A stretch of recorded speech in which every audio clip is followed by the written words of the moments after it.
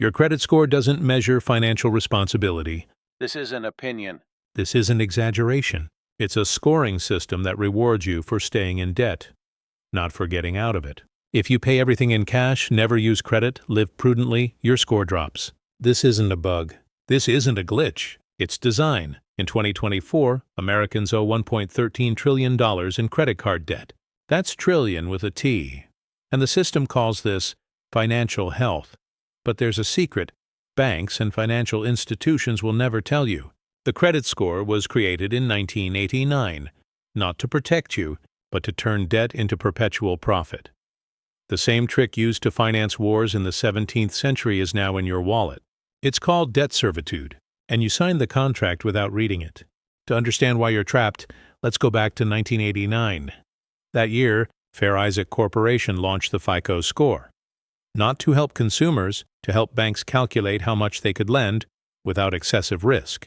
The promise was simple, a number representing your financial trustworthiness. But there's a trap. The score doesn't measure if you have money. It measures if you pay debts predictably. Critical difference. A person with $100,000 in the bank who never used credit has a low score. A person with $5,000 in debt who pays the minimum every month has a high score. The system doesn't want you to be rich. It wants you to be a reliable debtor. But this trick didn't start in 1989. Let's go back further. 17th century, Amsterdam. Dutch bankers discovered something revolutionary. They didn't need to have the money they lent. Just maintain fractional reserves. Keep 10%, lend 90%. If everyone asked for it back at once, they'd collapse. But nobody asked for everything at once. It was the birth of modern credit. Fast forward to 1950. Post-war America. Diners Club launches the first universal credit card. Until then, credit was local, store by store. Now it was portable. In 1958, Bank of America launches Bank AmeriCard, which would become Visa. In 1966, competing banks formed the Interbank Card Association, which would become MasterCard. The machine was assembled, but one piece was missing: standardization. In 1970, they passed the Fair Credit Reporting Act. Agencies could collect credit data. In 1974, the Equal Credit Opportunity Act. In 1989, they consolidate everything into the FICO Score, 3 digits, 300 to 850, your life summarized. The same pattern spread worldwide. UK adopted in 1999, Canada in the early 2000s. Always the same logic. Transform human behavior into number, and number into profit. Here's where the trick was born, convincing you that debt is normal. So how does the trap work today? Let's use a real example. John is 25 years old. First job. Salary of $3,000. Decides to get a credit card to build credit. The bank approves a $2,000 limit. Interest rate, 24.99% APR. That's the average in America in 2024. Month 1, John spends $500, pays only the minimum, $50. Remaining debt, $450. The bank celebrates. Month 2, interest on the $450, $937. John spends another $300, pays minimum again. Debt now, $759.37. Month 6, John owes $1,747 for $1. He spent $1,200 in purchases. He paid $337, he owes $147, and the numbers don't add up? Exactly. That was the point. But here's the cruelest trick. John's score is rising. Why? Because he's using credit consistently and paying on time. The system rewards perpetual debt. Who controls this game?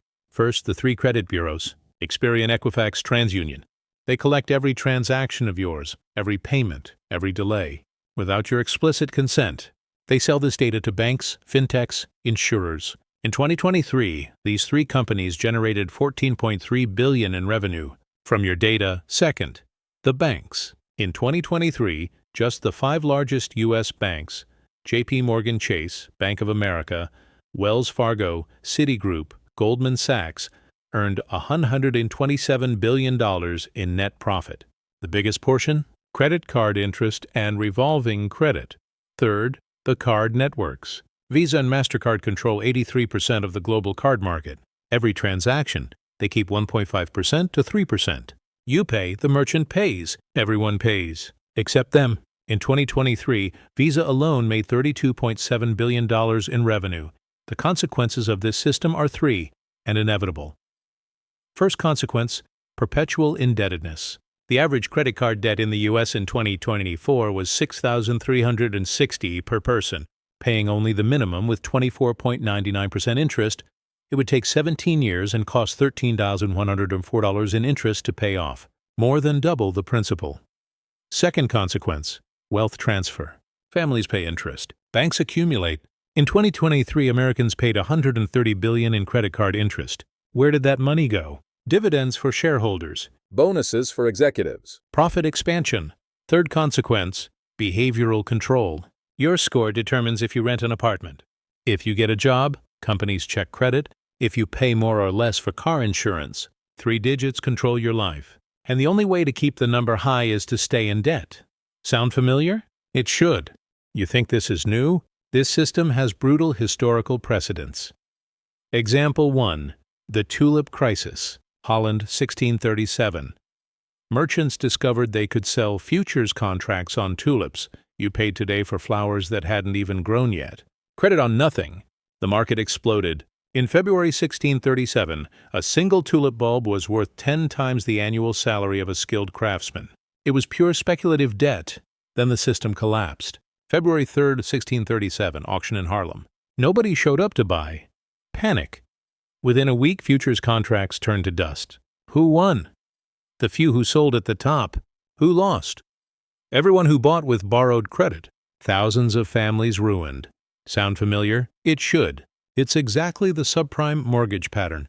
Fast forward to 2008. Global financial crisis. American banks lent trillions to people without ability to pay. Subprime mortgages. Why? Because they transformed those debts into financial products, CDOs, and sold them to investors. Credit on credit on credit. When the house of cards fell, 10 million Americans lost their homes between 2007 and 2010. Unemployment hit 10% in October 2009. Global GDP shrank 1.7% in 2009. First contraction since World War II. Who won? Goldman Sachs profited $13.4 billion in 2009, betting against the very market they helped create. J.P. Morgan received $25 billion in government bailout. Bank of America, $45 billion. Wells Fargo, $25 billion. Who lost? You, your parents, your grandparents. Taxpayers paid $700 billion in the bank bailout, TARP. Not a single executive went to jail. Not one.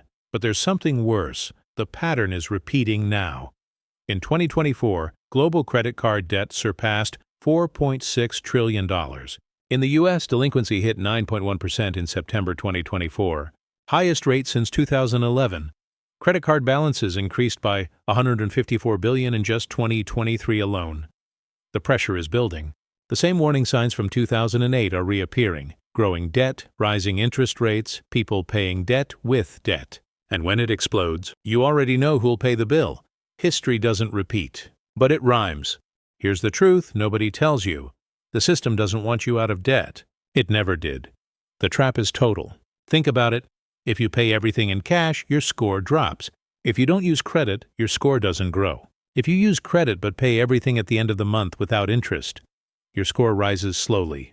But if you maintain revolving debt, paying interest eternally, then your score skyrockets. The system rewards exactly the behavior that destroys you financially. But there's more. In 2023, the global credit card industry profit was $197 billion. That money didn't appear from nowhere. It came from you, from the interest you pay, from the fees you don't even see, from your lack of options. Because the truth is this, you need the score. Need it to rent a house, to finance a car, to get certain jobs, to have cheap insurance. And the only way to have a high score is to play their game, meaning to be in debt. It's voluntary servitude, but voluntary only in name. The global scale is obscene. In 2024, credit card debt in the U.S., $1.13 trillion. In the UK, $76 billion. In Canada, $107 billion estimated global total. $4.6 trillion, that's the size of Germany's GDP. It's credit card debt. Common people owing banks and growing 8% per year. Meanwhile, the 5 largest U.S. banks, J.P. Morgan Chase, Bank of America, Wells Fargo, Citigroup, Goldman Sachs, accumulated $127 billion in net profit in 2023. Where did it come from? From the interest families pay. The pyramid is perfect. Millions at the base paying, few at the top receiving. Coincidence? No design, but there's hope. Knowledge is the weapon they can't take from you. First lesson. Understand the game. The score doesn't measure your wealth. It measures your obedience as a debtor. So stop playing by their rules. Use credit when necessary, but never maintain revolving debt. Always pay the full statement balance. That way, you use the system without feeding it. Second lesson. Break the numeric chains. That number 308.50 doesn't define you. You define it. Limit your cards to 30% of the limit. If your limit is $10,000, never use more than $3,000. That's the utilization rate that keeps score high without burying you in debt. And if your score drops because you paid everything off, let it drop. Real wealth is owing nothing. High score with debt is disguised poverty. Third lesson. Build wealth outside the system. The system wants you to finance a car, finance a house, finance life. Resist. Save until you can pay cash. Seems impossible. It only seems that way because they taught you to live above your means. The truth is simple.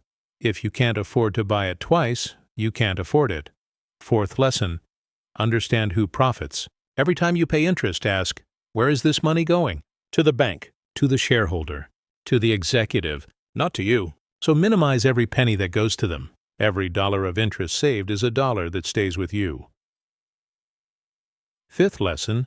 Teach others. The system survives because nobody explains how it works. Schools don't teach financial education because it's not in their interest. So you teach. To your kids, to your friends, knowledge is the only currency that inflation can't destroy.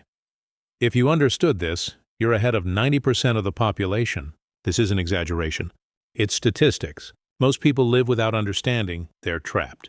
You now understand the prison, and knowledge of the prison is the first step to freedom. History doesn't repeat itself, but it rhymes. And the poem you just heard was written over centuries.